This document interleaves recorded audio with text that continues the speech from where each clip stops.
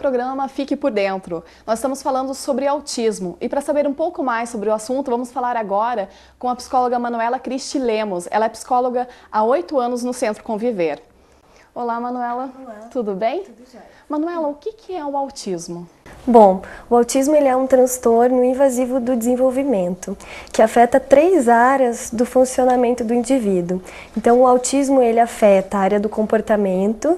Então, a pessoa com autismo começa a desenvolver comportamentos repetitivos, estereotipados.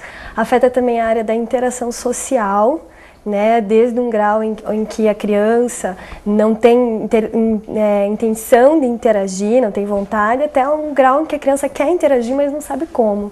E afeta também a questão da comunicação. Então, desde uma criança que não desenvolve a fala, até uma criança que pode até falar, mas que tem dificuldade na compreensão de uma linguagem mais figurada. Então, o autismo, ele varia em graus de severidade, mas ele sempre afeta essas 3 áreas do funcionamento, que na verdade estão interligadas, né? E você poderia nos falar mais sobre esse grau de autismo? O autismo hoje, dentro de toda a ciência e todas as áreas da medicina, da psicologia que estudam esse transtorno, ele é definido como um espectro. Né? Então ele não é uma condição tudo ou nada, ele é uma síndrome em que existem vários graus. Então, por exemplo, eu tenho desde o autismo severo, um autismo grave, que é aquela visão estereotipada que se tem de crianças que ficam isoladas no canto da sala, fazendo movimentos repetitivos com as mãos ou balanceio de corpo, por exemplo. Né? Até um grau mais leve de autismo, que hoje é definido como a síndrome de Asperger, que são crianças extremamente inteligentes, né? Que têm ilhas de interesse, que a gente chama, então, que se debruçam sobre determinados temas, estudam, por exemplo, dinossauros ou meios de transporte e sabem tudo sobre aquilo. Mas os aspectos mais sutis da interação social, como perceber a emoção no outro, como saber se colocar numa situação social mais ampla, eles têm dificuldade em fazer essa leitura social. E agora você falou que o autismo ele é uma síndrome. Existe uma diferença entre síndrome e doença? Uma síndrome ela é um conjunto de sinais e sintomas que normalmente são interligados, né? E nem sempre, mas na maioria das vezes ela tem uma causa genética. A doença, ela tem normalmente uma etiologia, uma causa mais específica, mais definida e uma condição mais pontual. A síndrome normalmente ela abre como esse espectro, né? Ela tem vários graus, tem vários sintomas diferentes. E como que se diagnostica o autismo?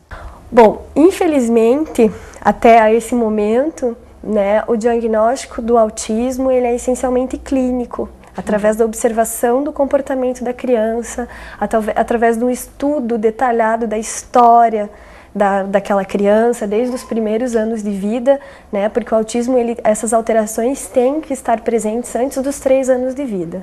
Então, atualmente, existem algumas escalas de observação, alguns testes psicológicos, mas validados para a nossa realidade brasileira, a gente não tem nenhum instrumento. Então, é através de entrevista, de observação, através de profissionais qualificados que têm experiência na área, que a gente consegue fazer o diagnóstico, que infelizmente ainda é tardio. Né? Deveria ser muito mais precoce, mas ainda é um pouco tardio no Brasil. O autismo ele tem cura? Por enquanto, não. Né? Se discute muito e se pesquisa isso no mundo inteiro. Nos Estados Unidos tem entidades investindo muito dinheiro nisso.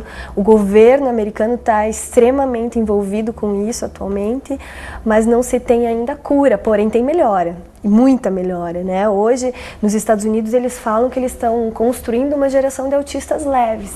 Então, eles não têm mais autistas severos e graves lá. Porque o que acontece nos Estados Unidos? Eles conseguem fazer o diagnóstico precoce, eles conseguem estimular essas crianças desde bebês. E os sintomas do autismo não acabam, então as crianças continuam sendo autistas, mas elas conseguem se desenvolver mais em todas as áreas, então eles conseguem ter uma qualidade de vida muito melhor, uma independência também, né? Existem dados estatísticos sobre o autismo, o número de autistas no mundo, no Brasil? A prevalência do autismo, ela vem sendo estudada, né?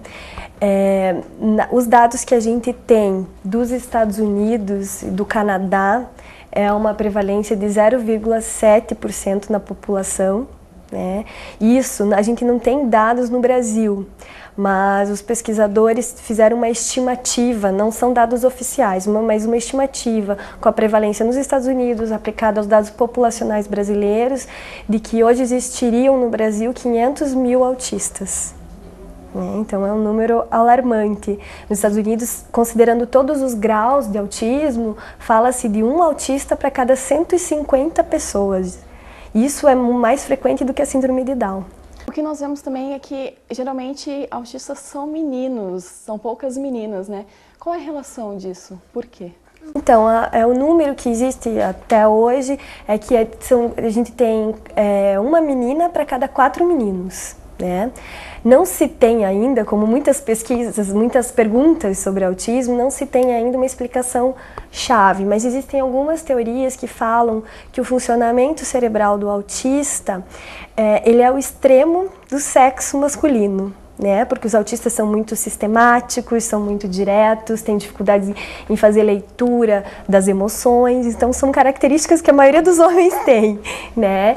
E então faz essa comparação, mas não tem nada ainda comprovado, né? Qual é o apoio profissional necessário para os familiares que são pais de autistas? Quando a gente fala de apoio para os familiares, é um leque muito grande, né? Eu acho que até as mães são muito mais capacitadas a falar isso do que uma profissional. Porém, o que a gente busca fazer, atualmente o que a gente consegue fazer é dar uma orientação para essas famílias, mais voltada para o desenvolvimento dessas crianças, para a educação, né? O tratamento do autismo, hoje em dia, é muito mais educacional, comportamental, do que medicamentoso, né? Então isso é um dado importantíssimo dessas famílias saberem que não existe remédio para autismo.